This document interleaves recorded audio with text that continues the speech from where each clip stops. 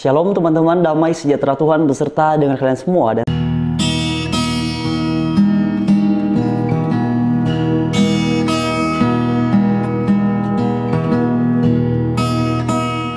seperti biasa, sebelum dalam bagian ini kita sama-sama menanggapi satu cuplikan video.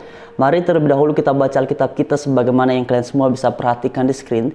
Terdapat dalam kitab Kolose pasal 2 ayatnya ke-6 sampai ayat 8, dan saya berharap teman-teman bersedia membaca bagian ini bersama-sama dengan saya. Begini firman Tuhan, "Kamu telah menerima Kristus Yesus Tuhan kita, karena itu hendaklah hidupmu tetap di dalam Dia.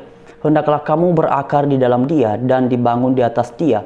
Hendaklah kamu bertambah teguh dalam iman yang telah diajarkan kepadamu, dan hendaklah hatimu melimpah dengan syukur. Hati-hatilah supaya jangan ada yang menawan kamu dengan filsafatnya yang kosong dan palsu, menurut ajaran turun-temurun dan roh-roh dunia, tetapi tidak menurut Kristus." Amin.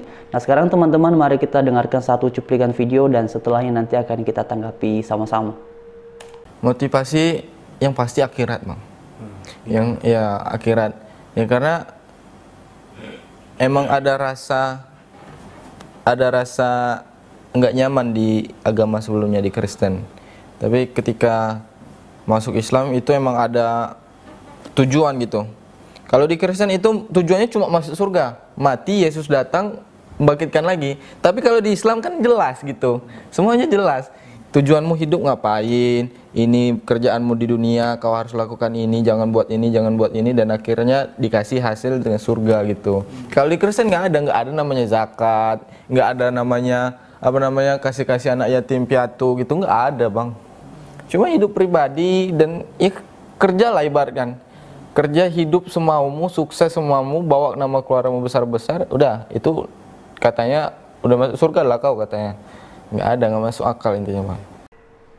Nah teman-teman sekalian, sudah sangat jelas ya berkaitan dengan yang disampaikan seorang mualaf dalam bagian ini. Dan bagi kalian yang sudah menonton part sebelumnya, ini adalah kelanjutannya. Tetapi sebelum kita membahas ini lebih lanjut, saya mau mengajukan satu pertanyaan, dan ini bisa dijawab oleh mualaf ini ataupun orang-orang lain yang non-Kristen yang kemudian menonton video ini.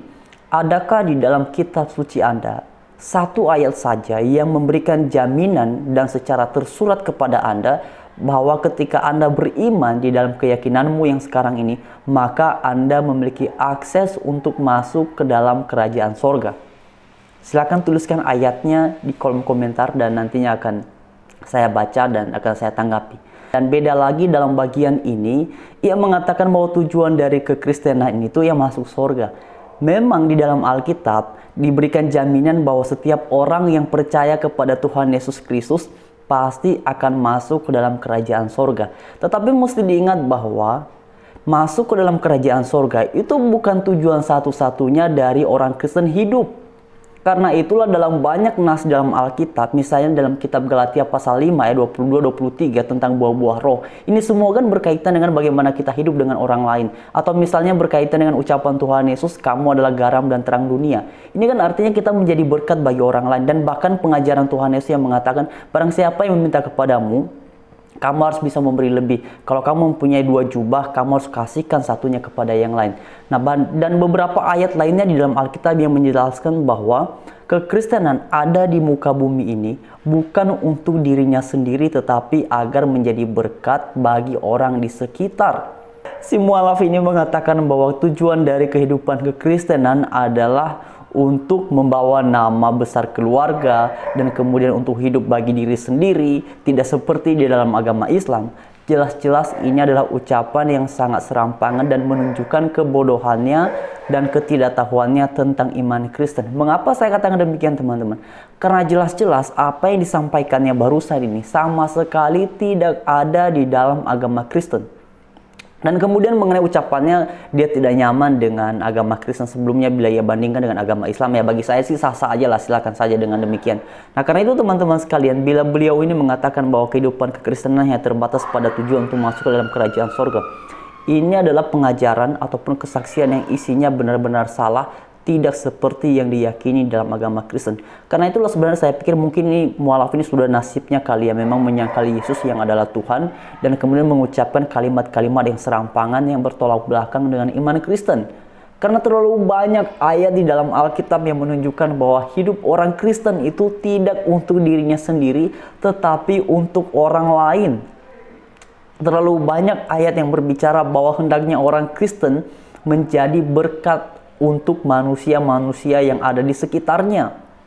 Dan ini tidak hanya terbatas pada komunitas kekristenan, tetapi juga kepada setiap orang yang membutuhkan pertolongan, yang membutuhkan bantuan. Hendaknya selagi bisa dilakukan, maka hendaknya kita memberikannya. Dan harus diingat bahwa prinsip memberi di dalam agama Kristen itu disampaikan oleh Tuhan Yesus. Bila tangan kananmu memberi, jangan diketahui oleh tangan kirimu. Artinya apa? Kami di dalam agama Kristen kalau memberi, tidak perlu harus diumbar, tidak perlu harus diiklankan, tidak perlu harus dipromosikan ke sana kemari. Ada momentumnya di mana kami harus memberi, ya orang lain gak usah tahu. Sekalipun juga ada momentumnya ketika memberi, maka kita perlu mempublisnya supaya orang lain bisa terinspirasi. Tetapi bagian ini pun harus hati-hati, jangan sampai dengan motivasi yang salah. Jangan sampai dengan motivasi untuk meninggikan diri. Dalam hal memberi dan kemudian tindakan itu dipublis, motivasinya adalah tetap agar orang lain terinspirasi dan nama Tuhan saja yang dipermuliakan. Ini yang paling penting di dalam agama Kristen. Jadi ketika beliau ini mengatakan bahwa kehidupan ataupun tujuan dari kekristenan hidup di dunia ini yang membawa nama baik keluarga besar dan segala macamnya seperti yang sudah disampaikan tadi, lalu akhirnya Anda masuk surga. Anda ini benar-benar ya, Anda benar-benar nggak tahu malu membicarakan sesuatu yang jelas-jelas tidak ada di dalam agama Kristen. Dan ini mempermalukan Anda. Dan juga ini sebenarnya sangat tidak pantas ya. Karena Anda memberikan kesaksian berkaitan dengan spiritual.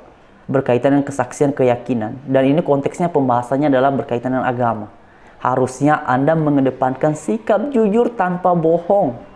Dan dalam bagiannya Anda sudah melakukan kebohongan. Nah, sekian teman-teman, saya berharap semoga bagian ini memberikan kita edukasi yang baik, dan terlebih sebagaimana tadi bagian firman Tuhan yang sudah kita baca dalam kitab Kolose pasal 2 yang mengatakan di ayatnya yang ke-8, hati-hatilah supaya jangan ada yang menawan kamu dengan filsafatnya yang kosong menurut ajaran dunia yang dilakukan secara turun-temurun. Bahkan pada bagian sebelumnya pun juga dikatakan, kamu telah menerima Kristus Yesus Tuhan kita, karena itu hendaklah hidupmu tetap di dalam Dia.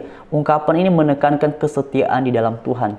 Kita mesti hati-hati karena banyak orang akhir-akhir ini sering sekali berbicara tentang Tuhan Yesus, tetapi pada dasarnya mereka menyangkalnya yang adalah Tuhan.